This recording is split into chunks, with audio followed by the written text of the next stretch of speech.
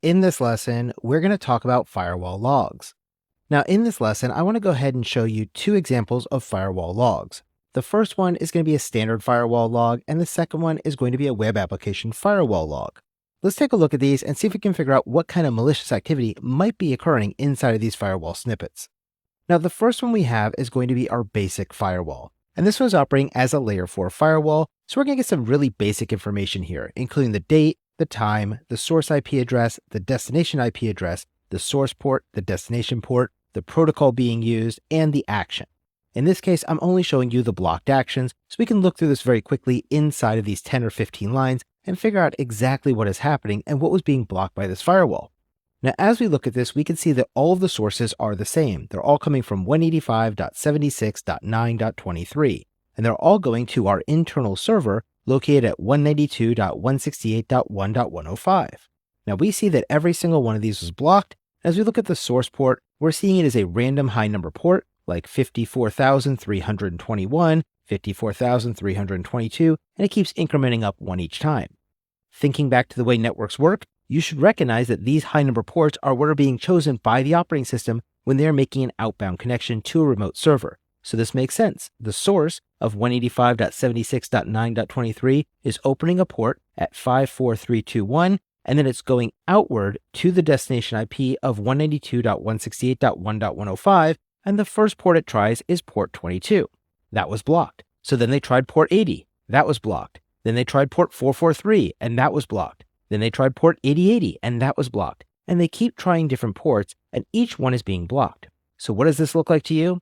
Well, to me, this looks like a port scan, and our firewall is appropriately identifying that and blocking it because all these ports are ones that are close to the outside world on this particular network, because we don't want anybody going in and remotely accessing our servers using port 22 or trying to reach into our server over a web port like port 80 or port 443, because this is not a web server. So in this case, this server located at 192.168.1.105 is not running any of these services or any of these ports, so therefore it is being blocked by the firewall to protect that server from any external connections outside of our network. Let's go ahead and look at our second firewall log. Now, this log snippet is coming from a web application firewall that's going to be operating using deep packet inspection to look at the contents of what's being asked. Because of that, the format will look a little bit different. Here you can see the time, the source IP, and the destination IP. Now, we don't really care about the port number in this case because we're already operating over a port that we can use this application on. And in this case, we see that this looks like it's a web server. So we have a web server at 192.168.10.50 being connected to by a source IP, which is our remote attacker, at 58.33.123.101. You'll see it's using a get method, and the URI or web address that's being accessed is everything after that slash. So the first one is /index.php $ID = 1. The second one is /index.php $ID equals apostrophe or '1 equals '1 dash. And you can see as we go through all of the different things that are being asked inside this URI column. And the next column you see is the status code. You'll notice there are two different status codes here being returned from our web server. The status code of 200 indicates an OK status, and it means the successful is successful. So in the case of /index.php $ID = 1, the web server returned a response, but the request was blocked by the firewall, and so it intercepted that OK code and didn't send it back to the end user. The second one had a code of 403, which is what we call a forbidden status code, and this indicates that the server understood the request, but it refuses to authorize it.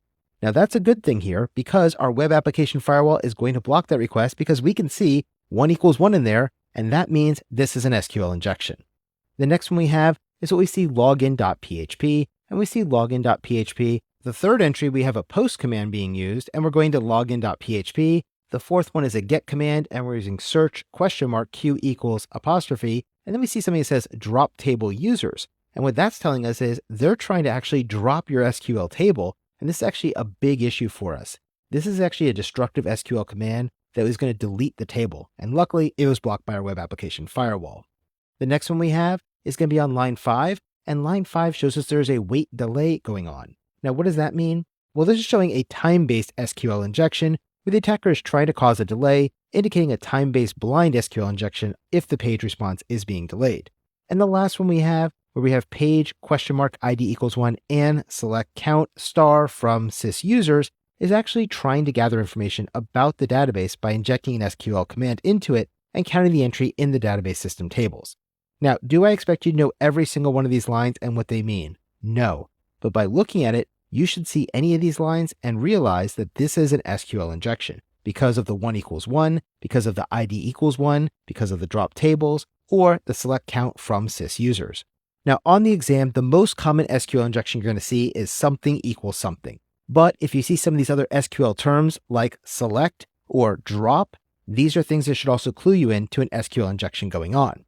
Now, as I said, as you go through these firewall logs, you may get ones that look like the first firewall log I showed you, which is a layer 4 firewall that's operating based on ports and protocols. Or you may get a web application firewall, which is going to be operating at layer 7, the application layer, and it's going to look more like the one you see here, where you have commands like SQL commands or injection commands for XML or a file inclusion or something like that. Keep this in mind on exam day as you're going through and analyzing any log snippets they give you from a firewall or a web application firewall.